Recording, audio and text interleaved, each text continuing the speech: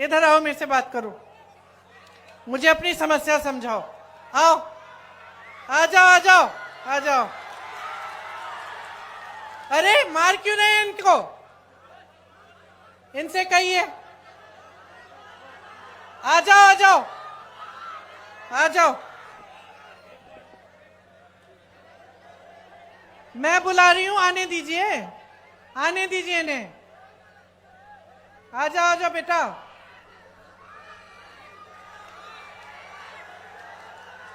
आ जाओ, शाबाश। आओ, ऊपर आओ। उसको पकड़ो मत। अरे कुछ नहीं, आने। इधर आओ। नाम क्या है तुम्हारे? आसिफ खान। ये देखो, ये है आसिफ, ये बिहार का नौजवान है। लड़ लड़ के वहां से आया मुझे अपनी समस्या बताने के लिए। ये है बिहार का नौजवान जो अपने अस्तित्व को समझता है, अपने अधिकारों को समझता है, जो लड़ता है अपने अधिकारों के लिए, जो समझ रहा है कि इसके साथ क्या हो रहा है आज।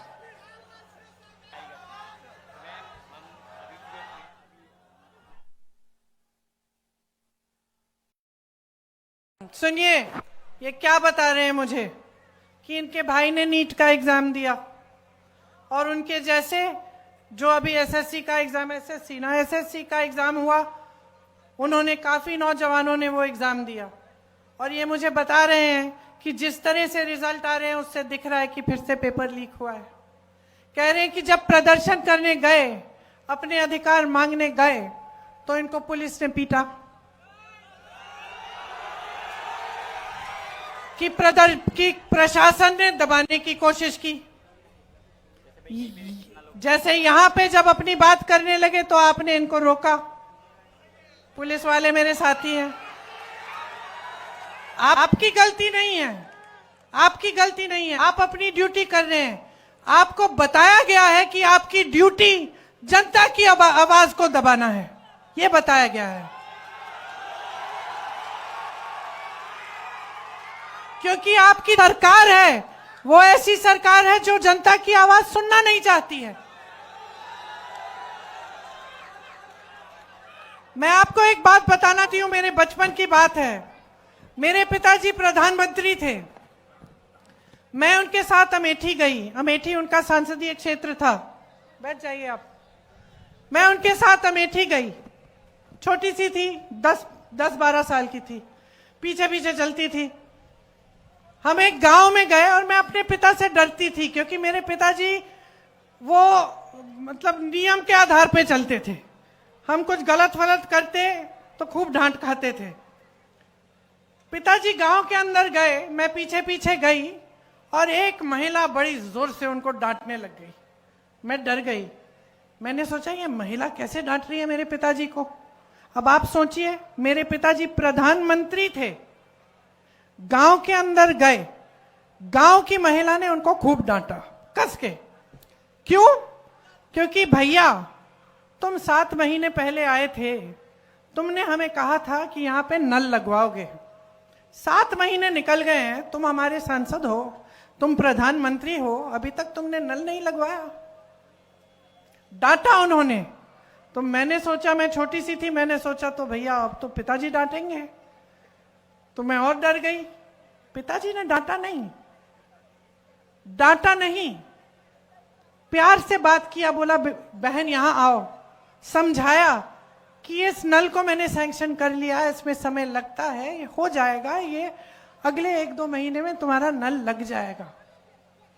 जब हम गाड़ी में बैठे, मैंने पिताजी से पूछा कि पिताजी तुम्हें इस गांव की महिला ने बहुत डांटा, आपको गुस्सा नहीं लगा, गुस्सा नहीं चढ़ा? कहते बिल्कुल नहीं चढ़ा बेटी, क्योंकि ये मेरा कर्तव्य है और जब वो मुझे डांटती हैं तो वो सही करती हैं, उनका अधिकार है, मेरा कर्तव्य है उनके लिए काम करना, मैं उनका सेवक हूं। तो अगर सरकार, देखिए मैं अपने पिता की प्रशंसा नहीं करने के लिए यहां खड़ी हूं, मैं आपको एक बात बता रही हूं, साधारण बात, कि उस समय बड़े से बड़े नेताओं की क्या मानसिकता होती थी। अगर जनता की समस्या है, इस लड़के की कोई समस्या है, इसके साथ गलत हो रहा है, ये प्रदर्शन कर रहा है, अपना अधिकार मांग रहा है, तो ये तो हमारी लोकतंत्र की सबसे बड़ी देन है, सबसे बड़ी मजबूती है, सबसे बड़ी शक्ति है। नेता को इसके सामने झुकना चाहिए, नेता को कहना चाहिए कि हाँ, हम तुम्हारी समस्या को का समाधान करने की कोशिश करेंगे। और जब नेता ऐसा होगा, जब सरकार ऐसी होगी, तब पुलिस भी ऐसी होगी। तब पुलिस आपको पीटेगी नहीं, तब पुलिस और प्रशासन भी आपको पीटेंगे नहीं, वो करने देंगे प्रदर्शन, खड़े रहेंगे। आप अपना प्रदर्शन करेंगे, वो खड़े रहेंगे, आप प्रदर्शन करके घर चले जाएंगे। तो इनकी गलती नहीं है, ये भी अपनी ड्यूटी कर रहे हैं, क्योंकि इनकी सरकार इनको कह रही है कि जाओ दबाओ इस प्रदर्शन को। तो समझ लीजिए कि बदलाव आपको हर स्तर पर चाहिए, आपको हर स्तर पर लाना है। आपको मानसिकता का बदलाव चाहिए, आपको सरकार जैसे चलती है उसमें बदलाव चाहिए, आपको भ्रष्टाचार खत्म कराने के लिए बदलाव चाहिए, आपको विकास लाने के लिए बदलाव चाहिए, आपको अपने भविष्य को मजबूत बनाने के लिए बदलाव चाहिए। बदलाव लाइए, आपके हाथों में है, आपके ही हाथों में है। बिहार को शक्ति दीजिए।